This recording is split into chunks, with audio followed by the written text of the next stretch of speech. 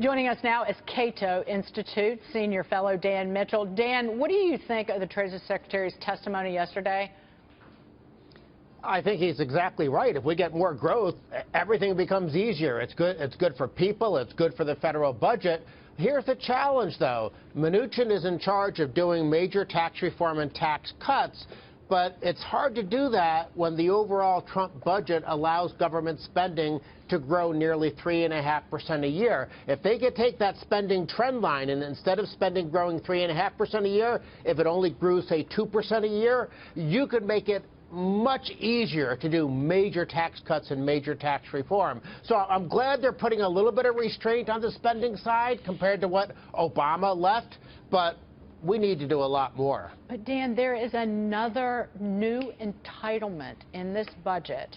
Ivanka Trump's idea for paid parental leave mandated by the federal government. It's what, $25 billion, and you know that it will only get bigger over time. And to me, if you're a conservative, that gives you a headache. Gives you an even bigger headache if you're a libertarian, because you don't want the federal government not only spending money, not only imposing mandates on the private economy, but trying to sort of just dictate and micromanage how households and the economy interact. This is a bad idea. I hope Republicans have enough sense to sort of let it die quietly. Hey, Dan, it's Mike Murphy. When I look at this, it seems to me that the Trump administration is saying, or the knock on this would be that they want both sides. They want a cut and they also want growth. But I'm in the camp that if we can get growth, if we can get that 3% GDP growth that we're talking about, a lot of the other things will fall in line. A lot of other things will be handled by that. So I believe that most importantly, let's get the growth and then figure out the rest of it if we have to. Can that plan work?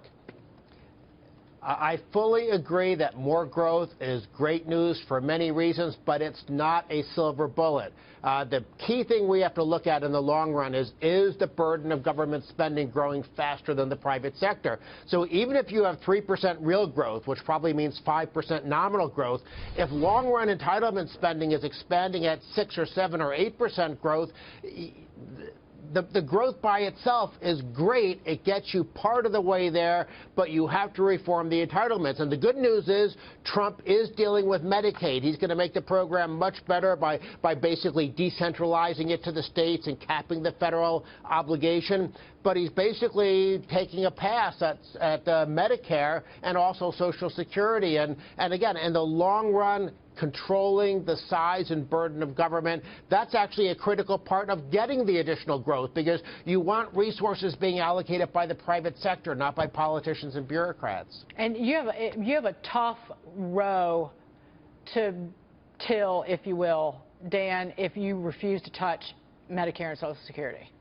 Well, Social Security, you could probably let that slide for a while because it's not growing nearly as fast as the health care entitlements, but they have to deal with Obamacare. I mean, that's still sort of out there as a sort of a ticking time bomb on the economy. And they are dealing with Medicaid. It would really be good if they added Medicare to the mix. And again, this feeds back into the whole idea that if we want the lower taxes and a more competitive tax system, taking that spending trend line, and instead of growing 3.5% a year, if it grows 2% a year, we have so much more flexibility to cut taxes and make the economy more prosperous and competitive. Dan, good to see you. Thank you so much. Dan Mitchell, you. as always, from the Cato Institute.